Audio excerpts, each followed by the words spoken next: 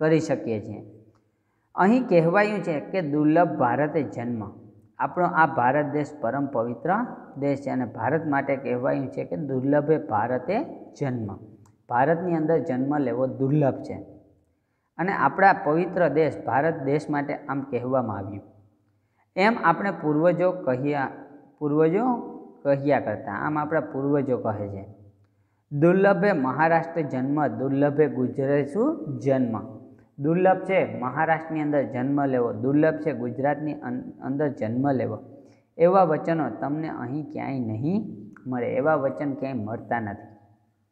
હવે એના માટે ઉદાહરણ આપે છે કે તુલસીદાસ પણ કહે છે, ભલી ભારત ભૂમિ ભલી કુલ જન્મ। તુલસીદાસે એવું કહ્યું કે ભલો ભારતમાં જન્મ થયો અને ભલી ભૂમિ ભલું એનું કુળ ભારતનું।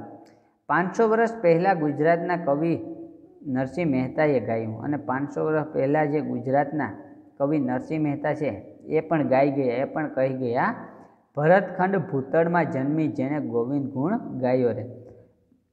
ભારતખંડ એટલે ભારત દેશમાં જન્મી અને જેણે ભગવાનના ગુણ ગાયા તેવાને ધન્ય છે।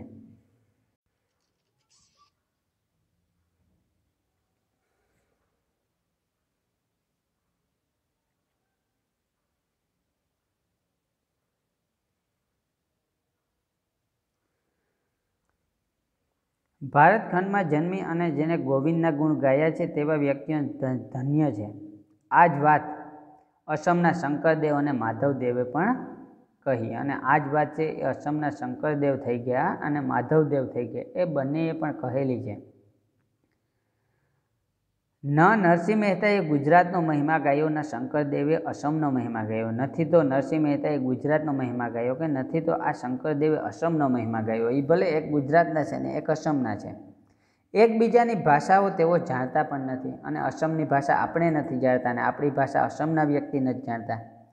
એકબીજાને નહોતા જાણવા છતાં ભારત અમારી પુણ્યભૂમિ છે અને અમે તેના જન્મ પામ્યા, તેથી ધન્ય થઈ ગયા। એકબીજાને પોતે જાણતા પણ નથી છતાં પણ પોતે એકબીજા લખે છે કે ભારત અમારી પુણ્યભૂમિ છે અને અમારો જન્મ એમાં થયો છે, તેથી અમે ધન્ય થઈ ગયા। એવું એ બંનેએ અનુભવ્યું અને વ્યક્ત કર્યું। આવું ભારતની અંદર પોતે અનુભવ કર્યો અને વ્યક્ત કર્યું। આવી રીતે આપણા ભારત, આખા ભારતનું અભિમાન એ કાંઈ પ્રકૃતિ નથી। આવી રીતે આપણે જોવા જઈએ તો આખા ભારતનું આપણે અભિમાન ગાઈએ છીએ એ કાંઈ આપણી પ્રકૃતિ નથી, બલકે આપણી સંસ્કૃતિ છે।